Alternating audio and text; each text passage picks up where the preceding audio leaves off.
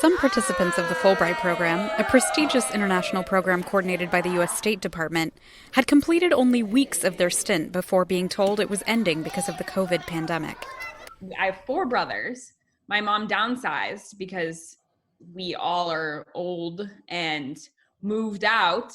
And then now to have to come home and live in her tiny retirement home, there's no space for us. But some, because of dire personal circumstances, were able to stay abroad. I don't have a great relationship with my family back home. It's not really a great place to be. So kind of honestly through tears over the phone with somebody at the embassy and the people here, I was mental health wise, this is a much better place for me to be than going back home. But the State Department canceled the program in March, roughly 8 months early for most participants. These Fulbrighters had to scramble to get on a plane home. Some wished they could have left even sooner. I am a little bit disappointed with the State Department because I think they waited too long. So that, and especially for Fulbright, that, we had to fly home through Europe. And so that was late for that. Things had already blown up in Italy, and I was pretty uncomfortable.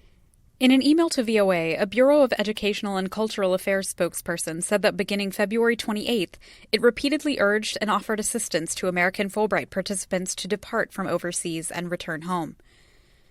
But many Fulbright scholars say they didn't receive messages to consider leaving until early March. The following weeks were full of rapidly changing guidance and panic, they say.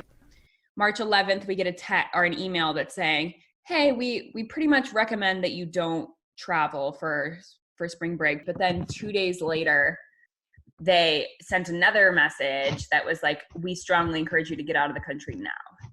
So the mood just changed really, really, really fast. Participants are now considered alumni and will receive the title of Fulbright as well as the stipend through June. But beyond finding new homes and supplemental income, Fulbrighters say they're most disappointed that they couldn't finish their projects.